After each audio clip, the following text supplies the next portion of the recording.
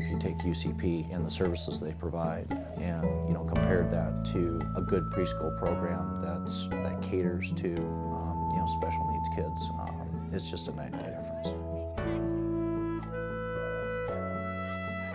Looked at the program and I was just absolutely amazed. It's like, where do I sign? This program here is just amazing, the things that they offer the kids. I think it's an awesome place, and the people working there are fantastic.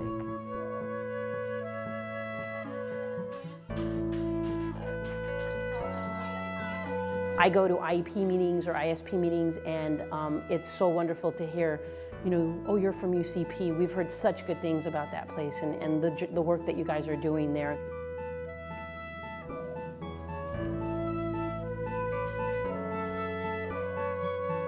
When the kids come here and I get the parents to tell me that the kids love to come here, you know, I feel proud. I make my staff feel proud of what we're accomplishing.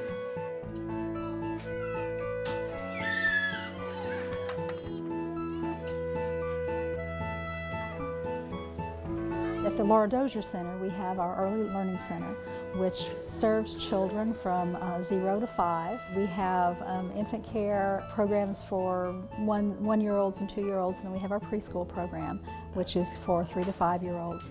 All of our programs here are inclusive programs. Children with special needs are seeing other children doing, it may be a little harder for them to do, but down the line they may be able to do that. James, I remember he started here when he was an infant. I think it really helped him being in with the typical kids. He's not so off by himself anymore. He's participating a lot more with the kids, a lot more laughing and giggles. And he's kind of just joined right in with the group. If they have that early intervention, it's so important for them. We have therapy services, speech, physical therapy and occupational therapy. And should we count to 3 and then jump? We have managed to have some really, really good therapists. Let's get one more. Who haven't just been therapists, but you know, they've become friends of the family and they share in not just helping Sabrina because it's their job, but because they really care about her and want to see her progress to the next level. She was walking, you know, shortly after the age of 3 because of all of the support that she receives, you know, here at UCP. So the next steps would be for her to be able to run and jump. We have our day treatment program, which serves children aged 3 and up. The day treatment and training is geared toward social and recreational development and independent living skills. We really are working with them. I get involved in school visits. I get involved with the parents. It's not just your regular after-school program. You know, we're at school meetings. We're objective goals. What can we do for this child? He just started high school this year, and the school had unrealistic expectations of my son. There was one particular afternoon that I came in, and they had taken me into the room. I was just like, Nick isn't quite himself. You know, is there something going on at school? Is there something going on at home? Can you help us? And I basically just filled up with tears and was just like, this is the issue, and told them all about school. And they came in and was like, well, let's set a meeting up for the school.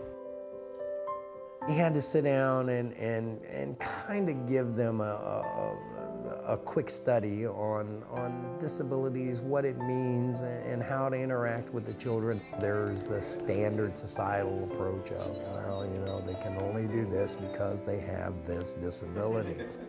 No! Let them express themselves, learn about the individual and the child, learn their strengths, learn their weaknesses, instead of trying to pigeonhole these kids. I think that was part of the conversation that we had with those teachers, and I think it sunk in with them. Whoosh, whoo.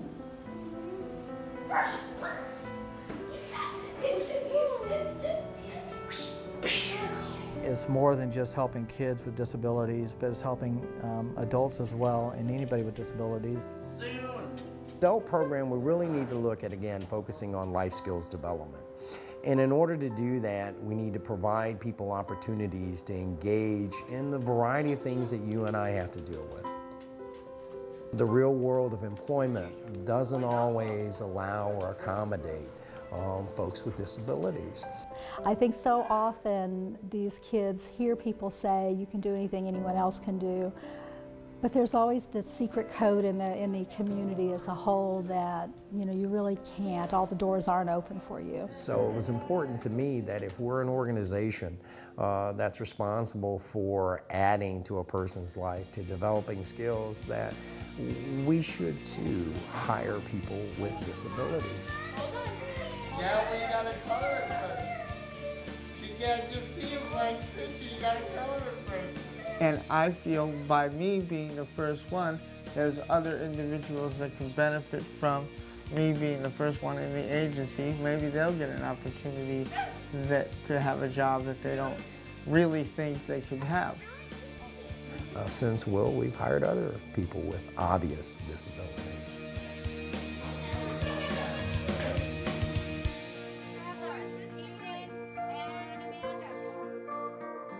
Our message is a message of inclusion. We really believe the life without limits is possible. We think that people really can meet their goals and do almost everything that their typical counterparts in the community can do.